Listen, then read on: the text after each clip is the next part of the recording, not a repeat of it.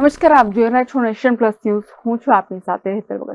આજરોજ world TB day નિમિત્તે પાવી જેતપુર તાલુકામાં પાવી જેતપુર સીસી ખાતે રેલી યોજાઈ હતી, જેમાં ટીબી સર્વે અને ટીબી કોમ્યુનિટી મીટિંગ આ રીતે અલગ અલગ પ્રવૃત્તિઓ કરી વર્લ્ડ ટીબી ડે ઉજવવામાં આવ્યો છે. વડાપ્રધાનના ટીબી મુક્ત ભારત સરકાર તરફથી 2025માં ટીબી નાબૂદી અભિયાન શરૂ કરવામાં આવેલ છે, જે અંતર્ગત એનટીઈપી વિભાગ છોટાઉદેપુર જિલ્લા ખાતેથી પાવી જેતપુર તાલુકાના આરોગ્ય ડિપાર્ટમેન્ટના સહયોગથી પાવી જેતપુર સીએસસી ખાતે world TB day rally, ACF survey, TB screening અને કમ્યુનિટી મીટિંગ રાખવામાં આવી હતી.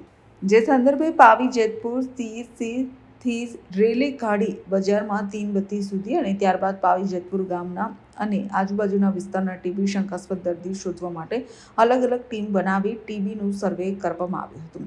TB supervisor Vinodbhai Vankar, CHO MPHW SIના સ્ટુડન્ટ, નર્સિંગની વિદ્યાર્થીનીઓ, આશા વર્કર બહેનો દ્વારા ટીબીનું સર્વે કરવામાં આવ્યું. તેમજ CSC પાવી જેતપુર ખાતે ડોક્ટર ઘનશ્યામ રાઠવા અને સુપરવાઇઝર વિનોદભાઈ વણકર દ્વારા કોમ્યુનિટી મીટિંગનું આયોજન કરી ટીબી રોગ વિશેની જાણકારી પૂરી પાડવામાં આવી હતી, જેવી કે ટીબીના લક્ષણો જેવા કે ખાંસી આવી, ભૂખ ન લાગવી, વજન ઘટી જવું, છાતીમાં દુખાવો થવો, સાંજના સમયે ઝીણો તાવ આવવો, ગળફામાં લોહી પડવું વગેરે લક્ષણો વિશે માહિતી આપવામાં આવી હતી. નિદાન, સારવાર અને સરકાર તરફથી આપવામાં આવતી નિક્ષય પોષણ યોજના હેઠળ સહાય વિશેની પણ સંપૂર્ણ માહિતી આપવામાં આવી હતી.